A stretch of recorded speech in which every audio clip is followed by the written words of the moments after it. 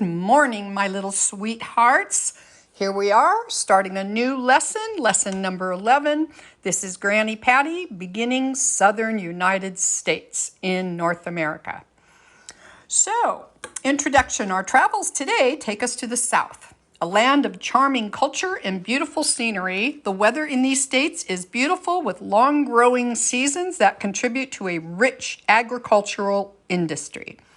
There is also a strong history in the South with some of the original 13 colonies that formed the United States of America.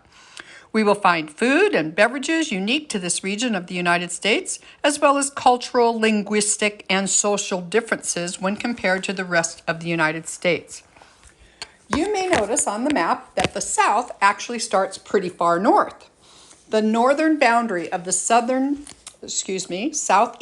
United States is made by the Mason-Dixon line, another name given to the boundary between Maryland and Pennsylvania.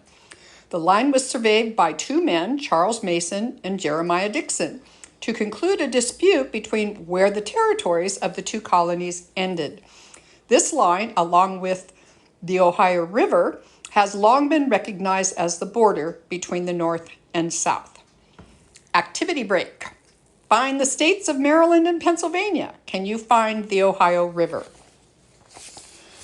Okay, featured landmarks. Oak Alley Plantation is a beautiful mansion that has been restored to tell its story from an era of plantations, owners, and slaves. Built in the early 19th century, it took several years for this beautiful mansion to be finished. The Big House is in the process of preservation and restoration to its original beauty, and it is situated at the end of an archway of oak trees, making a delightful picture. The plantation operated as a sugar plantation and capitalized on the sugar craze that began in the 19th century. In the United States, the average man consumed about 4 pounds of sugar a year in the early 18th century. But by the end of the 18th century, the consumption of sugar had jumped to 50 pounds a year per person. Sugarcane became a widely used staple, and for the plantation owners that were successful in the endeavor, it meant great wealth. This ability to be successful was dependent on the use of slaves as workers, costing the plantation owners very little money.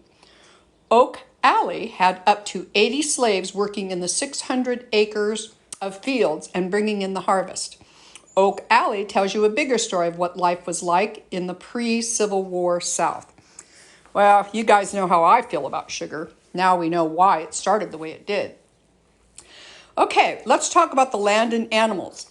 The land in the South has many different habitats and environments. With beautiful coastal beaches, mountains, canyons, prairies, deserts, and marshlands, the South has a habitat for virtually every creature, from catfish to flying squirrels, black bears to tiger beetles, panthers to water dogs. These diverse habitats are full of amazing creatures to discover.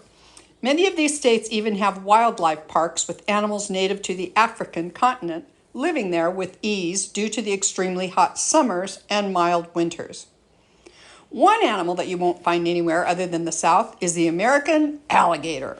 These large reptiles can be more than 12 feet long and weigh up to 1,000 pounds. Like most animals, the males generally grow to be a little larger than the females, but with sizes like that, it's hard to notice.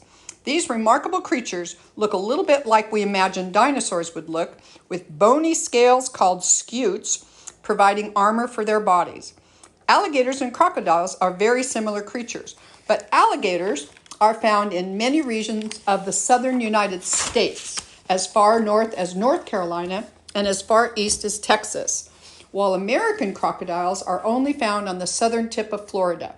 If you find yourself in South Florida, you need to decide if the giant reptile is an alligator or a croc. You can tell by looking at their snouts. Alligators have a wide, rounded snout, while crocodiles have a long, thin snout. Alligators also don't have any teeth poking out of their mouths when they are closed. That's an interesting picture. These impressive reptiles are amazing to watch in action. Alligators are efficient swimmers, using both their long tails and webbed feet to move through water stealthily. They are barely visible when they are swimming, with only their eyes and a small portion of their body generally above the water. They are also capable of walking, running, and even crawling. Their legs are positioned so that their tails do not drag on the ground when they are on land, making it much easier to move out of the water. They are cold-blooded, using the heat of the sun to warm up by basking on the shores of the wetlands or digging holes in the mud to trap heat. The water keeps them cool in the hot summer months, and they will dig long tunnels and go dormant, which means to go to sleep, if the weather gets too cold. Alligators will eat basically anything that moves. They can be extremely dangerous creatures, so you should always be careful. Though they hunt mostly at night, the sight of an alligator capturing the prey is incredible. If the alligator gets a hold of a large animal, they will drag it into the water to kill it before they eat, and they can even hunt and capture their food completely underwater. Fish, frogs, birds, and mammals are among the diverse creatures that alligators eat. Oh, here's an extension activity, you guys. Look up recipes for catfish or alligator. Would you eat these meats? Why or why not? Well, I can honestly tell you I've eaten both. Alligator tastes just like chicken. Ha ha ha. Okay, the food from the South. The food we will encounter in the South is full of rich and comfort-filled experiences and unique expressions. It is distinctly different from many other places in the United States, beginning with their iced tea. While the rest of the country drinks cold brewed tea all summer long, the South does it up special. They serve sweet tea, which is black tea brewed and sweetened with lots of sugar and served ice cold to provide refreshment on a hot summer day. Fried chicken, collard greens, buttermilk biscuits, and pecan pie make their appearance on a regular basis in a Southern kitchen. Chicken fried steak, fried green tomatoes, and grits are common as well. You guys all know about those, especially grits, huh, Charlie? You will even find dishes like catfish and alligator on the menu at restaurants in some areas of the South. There's no shortage of delightful comfort foods or adventurous tastes in Southern cuisine. What's the history? What's the culture of the Southern United States? The South is a culture of its own in many ways. A land of y'alls and drawls. The accents here are thick and enjoyable. This culture is one of deeply ingrained respect, but also a challenging history of respect for humanity that has not always reflected the sir and the ma'am used so frequently today. There was a time in America's history when 11 southern states decided to leave the nation, forming the Confederate States of America. This began the war between the states, also known as the Civil War, that lasted for almost 4 years. These states developed their own flag, called the Confederate flag, of which there have been several versions over the years. The more common Southern Cross flag is highly controversial today. The Mason-Dixon line and the Ohio River have not only marked the line between North and South for centuries, but also the line between slave and free. When the plantation system was set up for the colonization of this land, it became obvious that farming such large amounts of land would require immense labor. As the new owners soon realized, the types of crops that would produce the most income were even more labor-intensive than they had originally thought. Sugarcane, cotton, and tobacco all require lots of hard labor to bring in the harvest. These plantations had hundreds of acres of high-maintenance crops, and the plantation owners realized that they could get the work done more efficiently and cheaper if they used slave labor.